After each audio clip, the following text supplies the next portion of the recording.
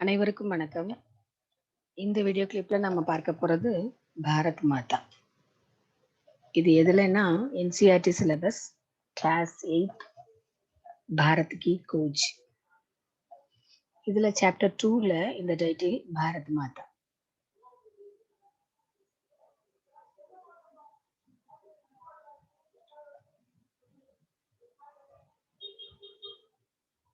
अक्सर जब मैं एक के बाद एक सभा में जाता तो श्रोताओं से मैं अपने इस देश की चर्चा करता. நான் ஒன்றன் பின் ஒன்றாக பல கூட்டங்களுக்கு சென்றபோது அந்த கூட்டத்தில் கலந்து கொள்ள வந்திருப்பவர்களிடம் என்னுடைய இந்த நாட்டை பற்றி பேசுவது வழக்கம். அவங்க கிட்ட நான் இதை விவாதிப்பேன். என்னன்னா,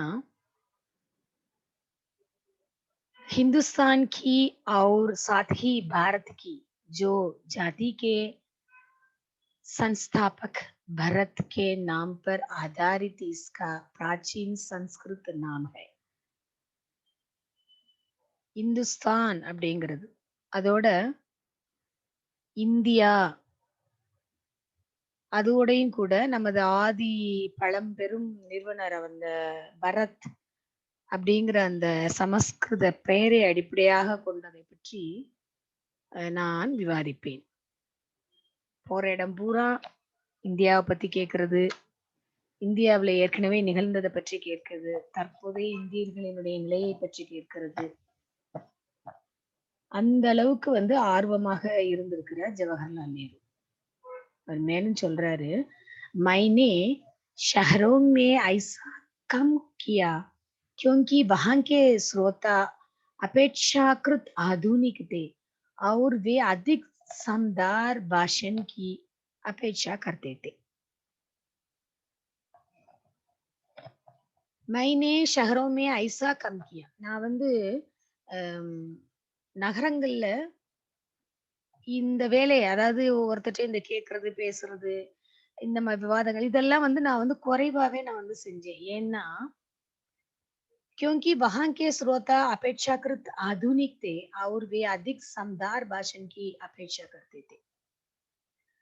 இப்ப அங்க உள்ள மக்களை ஒப்பிட்டு பார்க்கும்போது அவங்க ரொம்ப நவீனமானவர்களாக நாகரீகமானவர்களாக இருந்தார்கள். மேலும் அவர்கள் மிகவும் அதிக சக்தி வாய்ந்த உரைகளை எதிர்பார்க்கிறார்கள். पर सीमित नजरिए वाले किसानों को मैंने इस महान देश की बाबत बताया जिसकी मुक्ति के लिए हम संघर्ष कर रहे हैं कि कैसे इसका हर हिस्सा दूसरे से भिन्न होते हुए भी भारत है. पर सीमित नजरिए वाले किसानों को, ஆனா இந்த விவசாயிகள் இருக்கிறாங்க பாத்தீங்களா,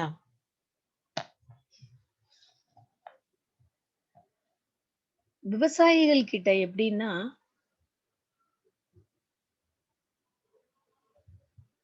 अधिक शानदार भाषण की अपेक्षा करते हैं. कौन? नगर वाले.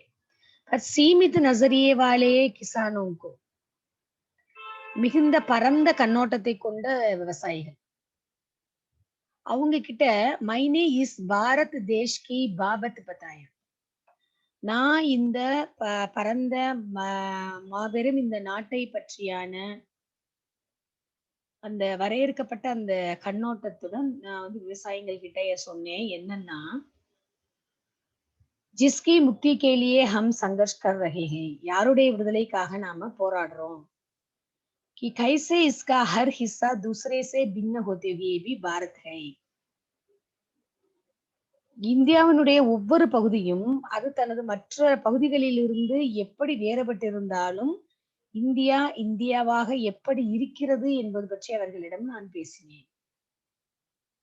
मैंने उन्हें उत्तर से दक्षिण और पूरब से पश्चिम तक किसानों की समस्या, सामान्य समस्याओं की जानकारी दी. मैंने उन्हें, நான் அவர்களிடம் உத்தர் சே தக்ஷின் வடக்கிலிருந்து தெற்கிலும், பூரப் சே பश्चिम கிழக்கிலிருந்து மேற்கிலும், बरेआना वो किसानों की सामान्य समस्याओं की जानकारी दी। வடக்கு வடக்கிலிருந்து தெற்கிலும், கிழக்கிலிருந்து மேற்கிலும் உள்ள விவசாயிகளினுடைய சாதாரணமான அன்றாட பிரச்சனைகளை பற்றி நான் உங்களுக்கு வந்து தெரியப்படுத்தினேன். और उस स्वराज की भी जो कुछ विशेष लोगों के लिए नहीं, सबके लिए அந்த சுதந்திரம் இருக்குது இல்லையா? அந்த சுதந்திரம் கூட குறிப்பிட்ட சிலவங்களுக்காக கிடையாது. ரொம்ப விசேஷமானவங்க அப்படிங்கிறதுக்காக மட்டும் அவங்களுக்காக மட்டும் கிடையாது. सबके लिए எல்லாத்துக்காகவும் தான். भारत के हर हिस्से के लिए एक सा होगा. இந்தியாவினுடைய கீழ்மட்டத்திலிருந்து மேல் மட்டம் வரை இருக்கிற ஒவ்வொருத்தருக்கும் அந்த ஸ்வராஜ்யம் அப்படிங்கிறது ரொம்ப முக்கியம். இந்த ஸ்வராஜ்யம் அப்படிங்கிறது இந்தியாவோட ஒவ்வொரு பகுதியிலேயும் ஒரு குறிப்பிட்ட நபர்களுக்கு இல்ல, அனைவருக்கும் ஒரே மாதிரியாக தான் இருக்கும் அப்படின்னு அவங்களுக்கு நான் வந்து எடுத்து சொன்னேன். அதோட இன்னொரு என்ன சொல்லியிருக்கிறாருன்னு பாருங்க. मैंने उन्हें सुदूर उत्तर पश्चिम में खैबर पास के कन्याकुमारी या कैंप कोमरिन तक अपनी यात्रा के बारे में बताया. நான் அவங்க கிட்ட மேலும் என்ன சொன்னேன்னா, தூரமா வடமேற்குல இருக்கிற அந்த ஹைபர் பாஸ்ல இருந்து கன்னியாகுமரி இல்ல அந்த கேப் மாரின்னு சொல்றோம் இல்லையா? அங்க வரையிலான கேப் கோமரின் அது வரையிலான என்னுடைய பயணத்தை பற்றி நான் அவங்க கிட்ட சொன்னேன். मैंने बताया कि कैसे हर जगह मुझसे किसानों ने एक जैसे सवाल पूछे. மேலும் அவங்க கிட்ட நான் என்ன சொன்னேன், ஒவ்வொரு இடத்துலயும் விவசாயிகள் என்கிட்ட என்ன மாதிரி கேள்வி கேட்கிறாங்க, எப்படி கேட்கிறாங்க? हर जगह मुझसे किसानों ने एक जैसे सवाल पूछे. ஒரே மாதிரியான கேள்வி கேட்கிறாங்க. ஏன்னா, क्योंकि उनकी समस्याएं समान थी. அவங்களுடைய பிரச்சனைகள் வந்து ஒண்ணுதான். ஒரே மாதிரி தான்.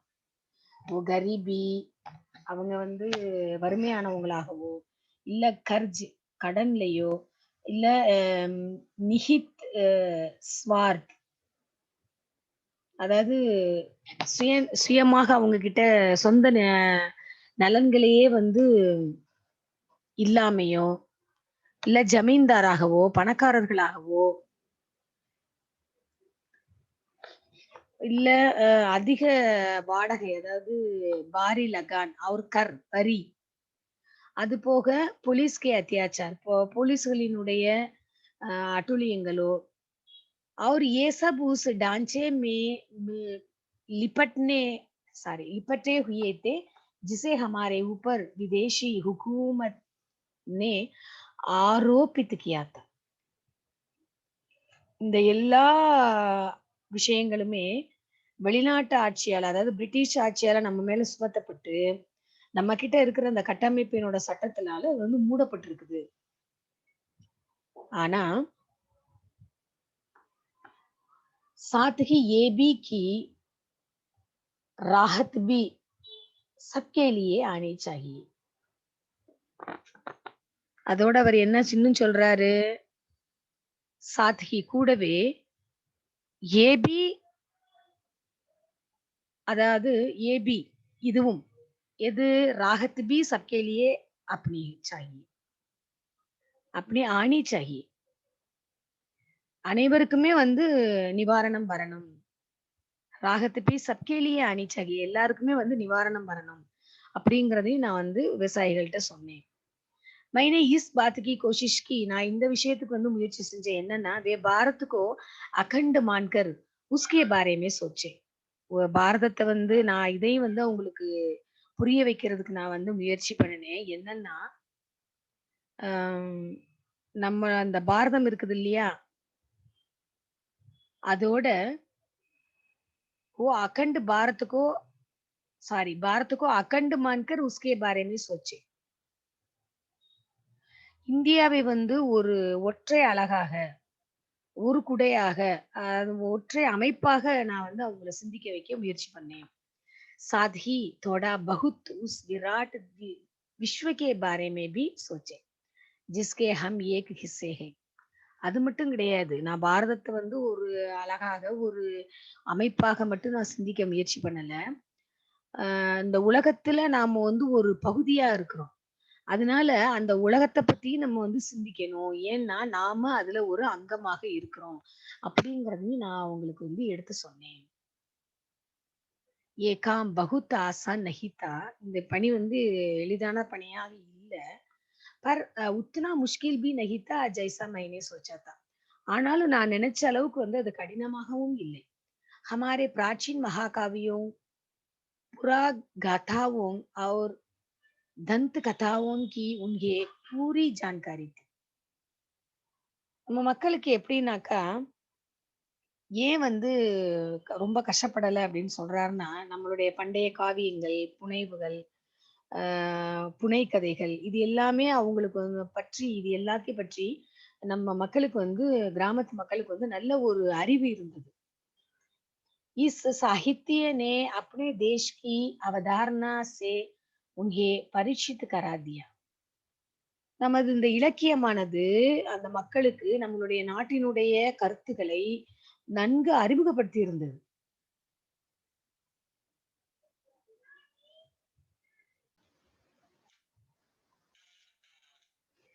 इस साहित्य ने अपने देश की अवधारणा से उन्हें परिचित करा दिया था.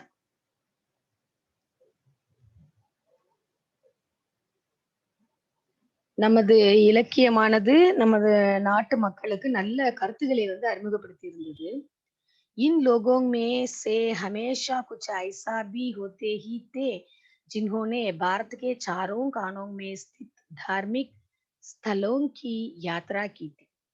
அதோட இந்தியாவின் 4 புறமும் அமைந்துள்ள மதம் சம்பந்தப்பட்ட இடங்களை வந்து போய் பார்த்துட்டு வருவாங்க இல்லையா? அந்த காலத்துல வந்து அந்த பழக்கம் ரொம்ப அதிகமாக இருந்தது.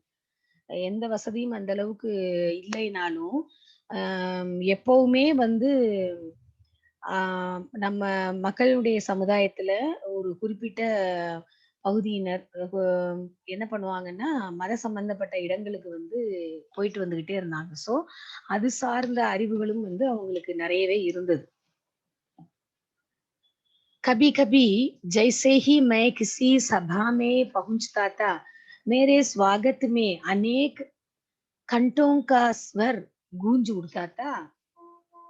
भारत माता की जय.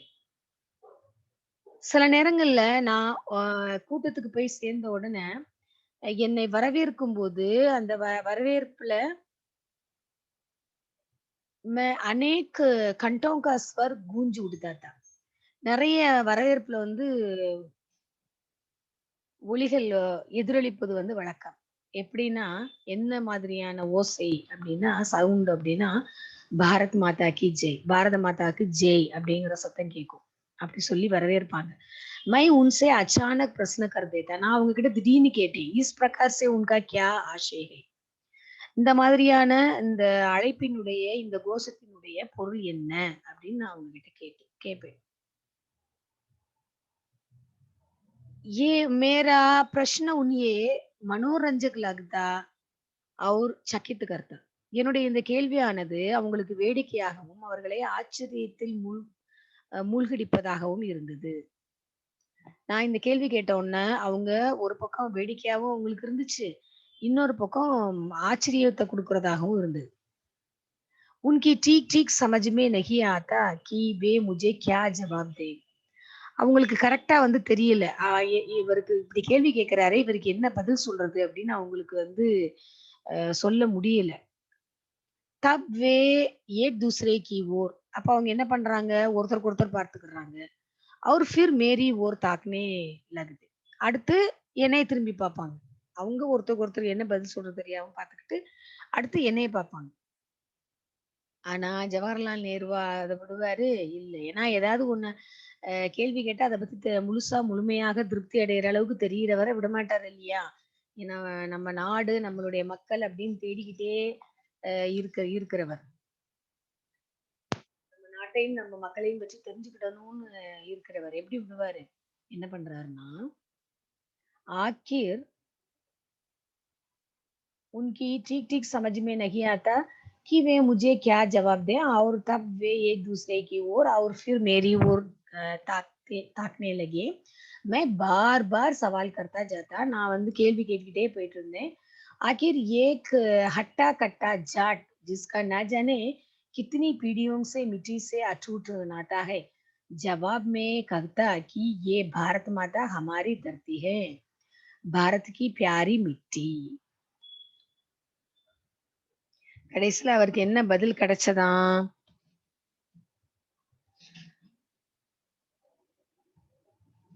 उनकी ठीक ठीक वो நான் திரும்ப அதே சென்டென்ஸ் போறேன். இங்க இருக்குது. आखिर एक हट्टा कट्टा जाट.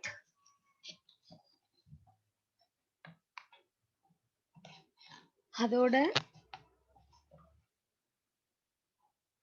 அதாவது ஒரு பல தலைமுறைகளாக மண்ணுடன் எல்லாவற்றுக்கும் மேல பல தலைமுறைகளாக மண்ணோடு இடைவிடாத அந்த உறவை கொண்ட கரடுமுரடான ஜாதி. वो जिसका ना जाने कितनी पीढ़ियों से मिट्टी से अटूट नाता था. அவ்வளவு ஒரு கரடுமுரடுகளை சந்தித்து வந்த ஒரு வர்க்கம். சோ அவங்க கடைசியில என்ன சொன்னாங்க? वो जवाब में कहता कि ये भारत हमारी धरती है. அவ்வளவு ஒரு கரடு முரடுகளை வந்து சந்திச்சவங்க எந்தெந்த மாதிரியான கஷ்டங்களை வந்து சந்திச்சாங்க, எப்படி மேலே ஏறி வந்தாங்க அப்படின்னே நம்மளால வந்து புரிஞ்சுக்கிட முடியாது. ஸோ அவங்க வந்து எப்படி பதில் சொன்னாங்க அப்படின்னாக்கா, பாரத் மாதா ஹமாரி தர்த்தி ஹை.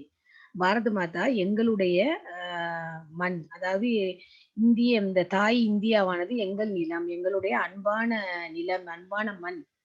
பாரத் கி பியாரி மிட்டி. எங்களுடைய அன்பான மண். இதுதான் எங்களோட பாரத் மாதா அப்படின்னு சொல்லுவாங்க. அப்படி சொன்னாலும் ஜவஹர்லால் நேரு வந்து விடுறதில்ல. மை ஃபிர் சவால் கர்த்தா. நான் திரும்ப அவங்க கிட்ட கேட்பேன். என்னன்னா, கவுன் சி மிட்டி? எந்த மண்ணு? உன்கே அப்னே காவ் கே டுக்டே கி, தங்கள் சொந்த கிராமத்தில் உள்ள ஒரு பகுதியா? யா ஜிலே அல்லது ஏதாவது மாவட்டமா? और राज्य के तमाम टुकड़ों की या फिर पूरे भारत की मिट्टी. இல்ல மாநிலத்தினுடைய அனைத்து பகுதிகளுமா? இல்ல இந்த இந்தியாவோட முழு மண்ணுமா? அப்படின்னு வந்து அவங்க கிட்ட கேட்பாராம். प्रश्नोत्तर का ये सिलसिला तब तक चलता रहता जब तक वे प्रयत्न करते रहते और आखिर में कहते कि भारत वो सब कुछ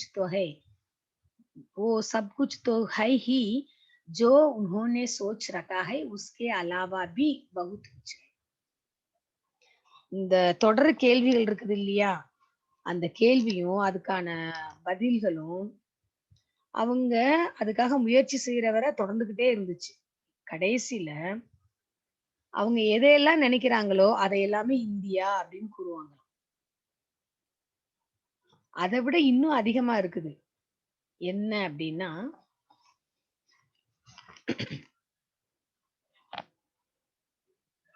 भारत के पहाड़ और नदियां, जंगल और फैले हुए खेत जो हमारे लिए खाना मुहैया करते हैं, सब हमें प्रिय है. அவங்க என்னென்னவெல்லாம் பாக்குறாங்களோ, எதையெல்லாம் யோசிச்சு வச்சிருக்காங்களோ, அது எல்லாத்தையுமே சொல்றாங்க. இதுதான் பாரத மாதான். ஆனாலும் அதையும் தாண்டி இன்னும் நிறைய இருக்குது. உதாரணத்துக்கு பாரதத்தில் உள்ள மலைகள், நதிகள், காடுகள், அங்க பரவி கிடக்கிற அந்த வயல்கள், நம்மளுக்கு அதுதானே வந்து உண்ண உணவு கொடுக்குது இல்லையா? உண்ண உணவு கொடுக்கும் இந்த வயல்கள், இது எல்லாமே எங்களுக்கு பிடித்தமான, எங்களுடைய மனதில் பதிந்த நமது இந்தியா, பாரத தாய் அப்படிங்கிறது. लेकिन जिस चीज का सबसे अधिक महत्व है वो है भारत की जनता. ஆனாலும் இவ்வளவு இருந்தாலும் எல்லாத்துலயும் வந்து சிறந்ததான ஒரு முக்கியமான விஷயம் என்ன அப்படின்னாக்கா, அதுதான் இந்தியாவினுடைய மக்கள், இந்திய மக்கள்.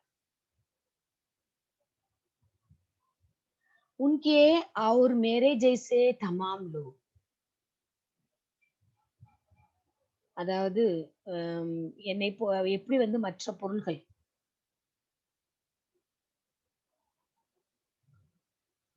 அது மாதிரி அதே அந்த பொருள்கள் மற்றும் அந்த என்னைய மாதிரியான மற்ற அந்த ஜனங்கள். सो वे सब लोग जो इस विशाल धरती पर चारों ओर फैले हैं. அது அவங்க எப்படியாப்பட்ட மக்களா இருக்கிறாங்க? இந்த பகுதியினுடைய, இந்த பூமியினுடைய அனைத்து பகுதியிலயும் பரவி இருக்கிறாங்க. அதனாலதான் உன்கே और मेरे जैसे तमाम लोग எல்லா மக்களும் வந்து என்ன மாதிரியே தான் விரும்புறாங்க. அவங்களுடைய பூமி, என்னை மாதிரியான மற்றவர்களுடைய பூமி. இந்த மாதிரியான மக்கள் வந்து எப்படி பரவி கிடக்குறாங்க? இந்த பூமி இந்த பாரதத்தினுடைய இந்த பூமியினுடைய அனைத்து பகுதியிலும் வந்து பரவி இருக்கிறாங்க.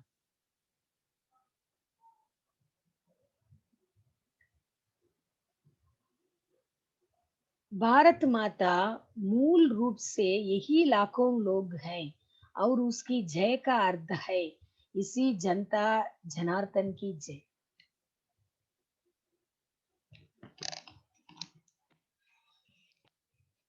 भारत माता मूल रूप से यही लाखों लोग हैं. பாரத தாயினுடைய முழு ரூபமாக மூல ரூபமாக இந்த லட்சக்கணக்கான மில்லியன் கணக்கான மக்கள் இருக்கிறாங்க இல்லையா? அவர் உஸ்கி ஜெய கா அர்த்தம் அவங்க எல்லாருடைய ஜெய அந்த வெற்றி அப்படிங்கிறதுக்கான அந்த அர்த்தம் என்ன அப்படின்னா, ஜனதா ஜனார்தன் கி ஜெய். இந்த மக்களுக்கான வெற்றி அது. मैंने उनसे कहा कि तुम भारत माता के हिस्से हो. அதனால நான் வந்து அந்த மக்கள்கிட்ட என்ன சொன்னேன்? நீங்க பாரத மாதாவினுடைய ஒரு பகுதி அப்படின்னு சொன்னேன். அதோட ஏக் தரகு சே இன்னொரு வகையில ஒரு வகையில பார்த்தோம்னா, தும் குத் ஹி பாரத் மாதா ஹோ. நீங்க தான் இந்திய அன்னை அப்படின்னு சொன்னேன். ஏன்னா இந்தியாவுல இருக்கிற ஒவ்வொன்னும் இந்திய தாய். இந்தியா. அது வந்து மலையோ, இல்ல ஆறோ, குளமோ, எந்த நீர்நிலைகளோ எதுவா இருந்தாலும் சரி, மக்களாக இருந்தாலும் சரி, எந்த உயிரினமா இருந்தாலும் சரி, இல்ல இந்தியாவில் உள்ள எந்த ஒரு காடோ, மலையோ, செடியோ, கொடியோ எதுவா இருந்தாலும் சரி, எல்லாமே சேர்த்து தான் இந்தியா. அது எல்லாமே தான் பாரத தாய் அப்படின்னு வந்து ஜவஹர்லால் நேரு நினைக்கிறார். அததான் தன்னுடைய மக்கள் கிட்டயும் வந்து சொல்கிறார். இப்படி அவர் சொல்ல சொல்ல என்ன ஆகுது? जैसे जैसे ये विचार धीरे धीरे उनके दिमाग में बैठ जाता, இந்த எண்ணமானது மெதுமெதுவாக அவர்களுடைய மனதில் நுழைந்ததும், उनकी आंखें चमकने लगती मानो उन्हें कोई महान खोज कर ली हो. இத ஜவஹர்லால் நேரு சொன்ன உடனே அவங்களுக்கு வந்து ஒரு அவ்வளவு ஒரு மகிழ்ச்சி. ஏதோ ஒரு புதிய ஒரு கண்டுபிடிச்சது மாதிரி அவங்களுடைய கண்கள் ஒளிர்ந்தன அப்படின்னு சொல்றாரு. அவங்களுக்குள்ள ஒரு திருப்தி, அவங்களுக்குள்ள ஒரு தேடல் வந்து கிடைச்சது மாதிரி, அவங்க தேடினது கிடைச்ச மாதிரி, அவங்க எதிர்பார்த்தது வந்து அவங்க அடைஞ்ச மாதிரி, அவங்களுக்குள்ள அப்படி ஒரு உற்சாகம். அது அந்த கண்கள் வழியாக என்னால காண முடியுது அப்படின்னு நேருஜி சொல்றாரு. சோ இந்த லெசன நல்லா பார்த்துக்கோங்க. धन्यवाद.